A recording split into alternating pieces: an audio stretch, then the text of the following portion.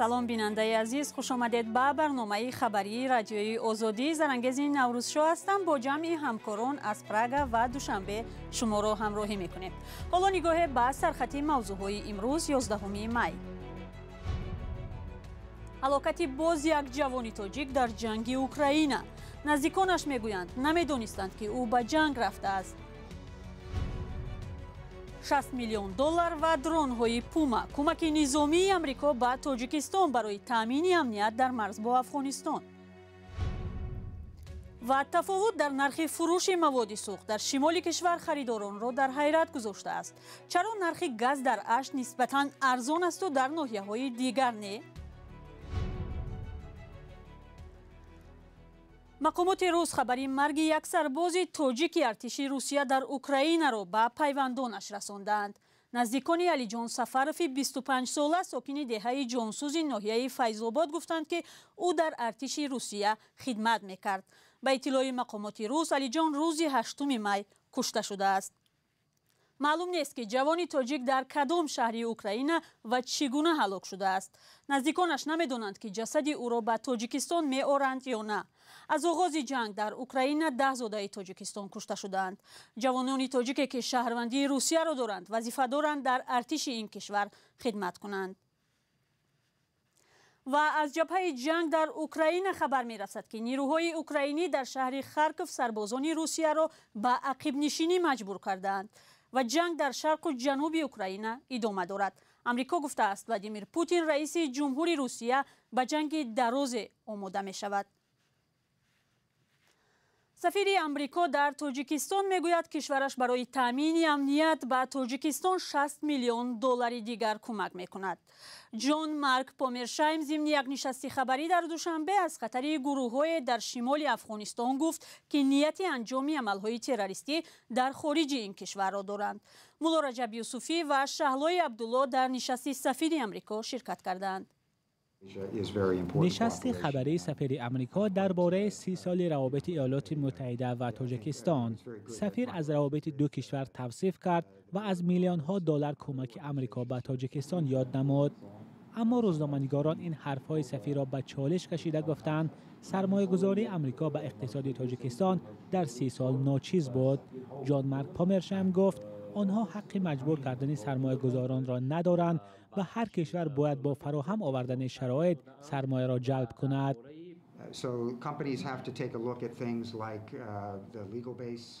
پیش از همه سرمایه‌گذاران با یک چند عامل ها اعتبار می‌دهند.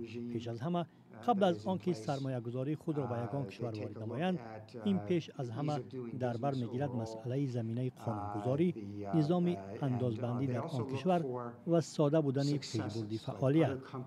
اینچنین آنها به دستاوردهای دیگر شرکت‌های خارجی در این یا آن کشور اعتبار می‌دهند که تا چه اندازه دیگر شرکت‌ها در همین کشور با موفقیت‌ها نائل گردیدند. یک سوال روزنامه‌نگاران از سفیر امریکا این بود که آیا واشنگتن به مسئله محدود شدن آزادی‌ها در تاجیکستان دیگر چشم می‌پوشد؟ جان مارک پامرشایم این انتقاد را قبول نکرد و برعکس گفت در گزارش‌های سالانه امریکا این نکته‌ها درج می‌شوند. تمرکز اساسی سفیر امریکا به همکاری دوشنبه و واشنگتن در مسئله مبارزه با تروریسم بود. پیش از همه ما شریکی خود را با جمهوری تاجیکستان در جاده مبارزه بر ضد تروریسم در سطح بلند ارزیابی می‌کنیم. از جانب دیگر این وابسته به آن خطر یا وضعیت در آسیای مرکزی و البته خطرهایی که از افغانستان به منطقه تهدید می‌کند. به یگان شبهه گفته می‌توانیم که در افغانستان خصوصا در قسم شمالی این کشور بعضی گروه‌های وجود دارند که آنها نیت دارند هم در داخل افغانستان و هم بیرون از آن عملیات‌های تروریستی انجام دهند.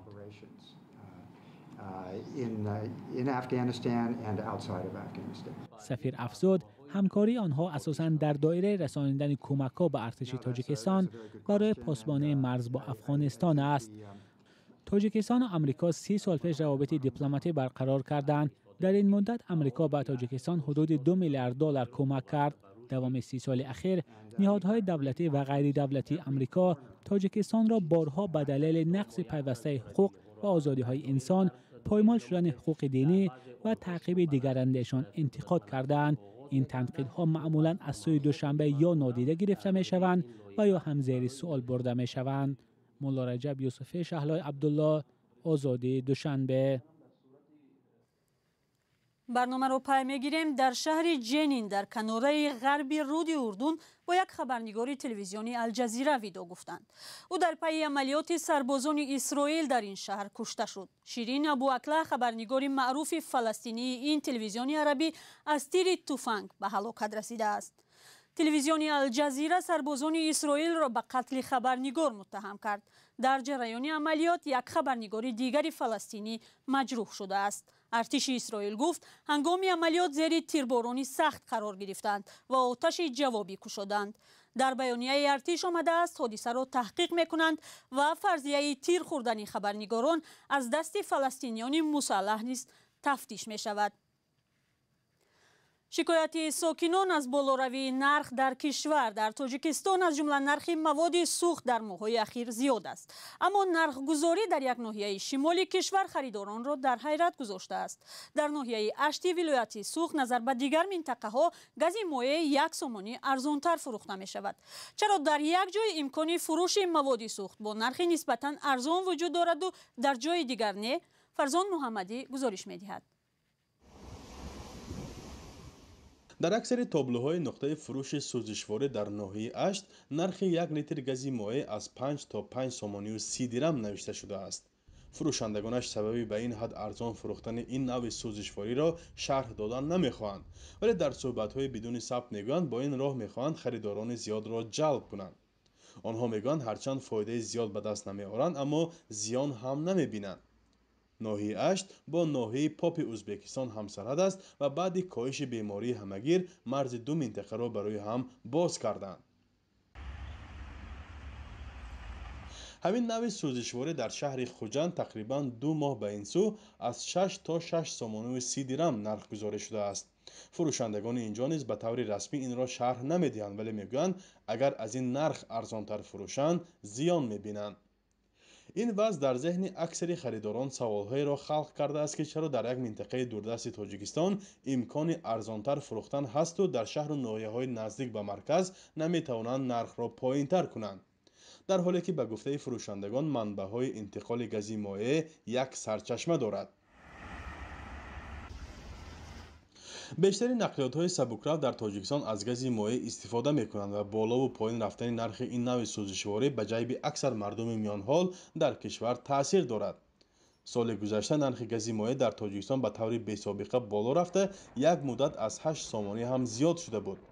نمایندگان خدمات ضد انحصاری سبب این را بارها به بلند رفتن نرخ در بازار جهانی از جمله کشورهای صادرکننده ربط دادند، اما کارشناسان از حضور شرکت‌های مونوپولیست صحبت می‌کنند که به وضع نرخ و نما در بازار سوزشواره تأثیر می‌رسانند. در همین حال فروش دیگر نوع سوزشواره به مثل بنزین و دیزل در اکثر شهر و ناحیه‌های ولایت سوخت یکسان است، ولی به گفته استفاده برندگان چنین نرخ‌گذاری در دوشنبه بالاتر است. مقامات میگویند پست و بالاروی نرخ محصولات نفتی از آنها وابسته نیست. فرزان محمدی، رادیوی آزادی از ولایت سوخت.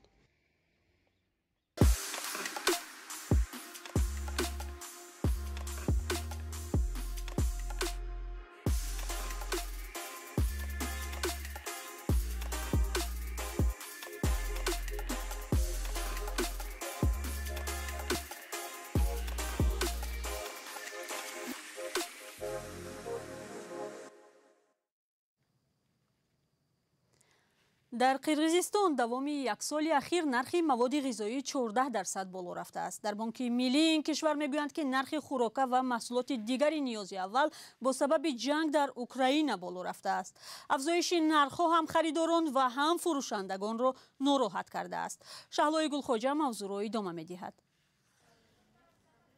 алиса майхонова 5 сол боз дар бозори уши бишкек ба фурӯши маводи ғизоӣ машғул аст. ӯ мегӯяд дар тӯли ин солҳо ҳеҷ гоҳ барояш то ин ҳад душвор набудааст. ҳар дафъа бо мо даъво мекунанд ки гӯё мо нархҳоро боло бурда бошем. пештар бар ивази 10,000 моли кофӣ мехаридем. ҳоло бошад бо ин пул 2 ё 3 қуттӣ мегиреду халос. фоида низ камтар шудааст. агар қаблан мо ба нархҳо 10-20 сом илова мекардем, ҳоло 5 ё 10 сом изофа менамоем. ҷениш бекушалиев умдатан орди қазоқӣ ва равғани русиро мефурӯшад. агар нархи равған баръакс паст шуда бошад, орд 2 баробар гарон шудааст. мизоҷони ӯ ҳоло имкони харидани орди бештарро надоранд. албатта душвортар шуд. масалан пеш орд 1000 сом буд, ҳоло 2000 сом. харидани орд ҳам камтар шудааст. пештар бо халта мегирифтанд, акнун 10 килоӣ мегиранд. муштариён ҳам дар ҷустуҷӯи маҳсулоти арзонтар ва сарфа кардани пул аз як гӯша ба гӯшаи дигари бозор давр мезананд. ман маҳсулоти арзонтарро мекобам. помидори 130 сом аст. нархи маҳсулот бениҳоят баланд рафтааст. шояд барои одамони доро зиёд эҳсоскунанда набошад, вале ба кисаи мардуми оддӣ зарба мезанад. мардум ба зудӣ чӣ будани гӯштро ҳам фаромӯш мекунанд. рӯз то рӯз душвортар мешавад. мақомот афзоиши қиматро ба омилҳои беруна рабт медиҳанд. хадамоти танзими зидди инҳисории назди вазорати иқтисод бо истинод ба оморҳо мегӯяд, қирғизистон 80% аз воридот вобаста аст.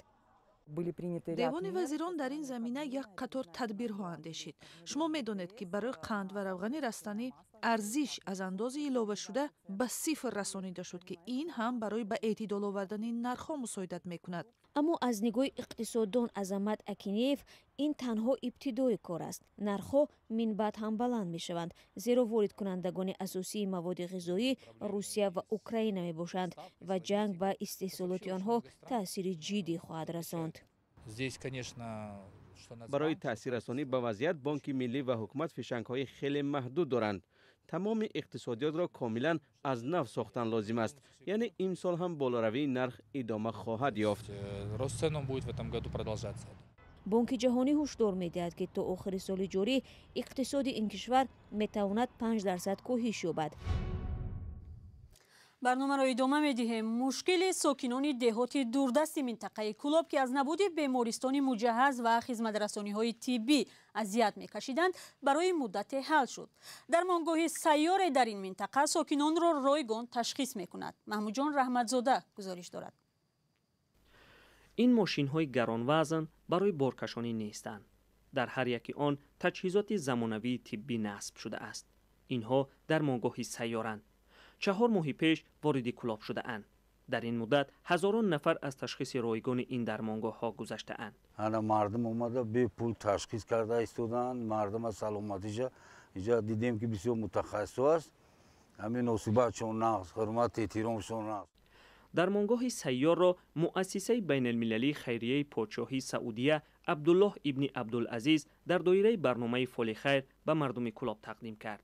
масъулин ва мардум аз кори он розиянд. клиникаи рақами 4 ин ки клиникаи ҳам компютерни томография дорад ва ҳам ҷарроҳии хурд ҳастанд. яъне дар клиникаи мо ҳамаи намуди ташхисро гузаронда мешавад ба ғайр аз бемориҳои инфексионӣ. қарор буд дармонгоҳи сайёр танҳо 3 моҳ дар инҷо монад, аммо ҳафтаи гузашта онро ба мардуми минтақа тақдим карданд. дар маросим шахсони расмӣ ширкат карданд. акнун дармонгоҳ ба деҳоти дурдаст сафар мекунад. мақсади асосии ҳамин клиникаи сайёр ин барои ноҳияе ки дурдаст ҳастанд бо баландбара шудани сифати хизматрасонии тиббӣ мебошад.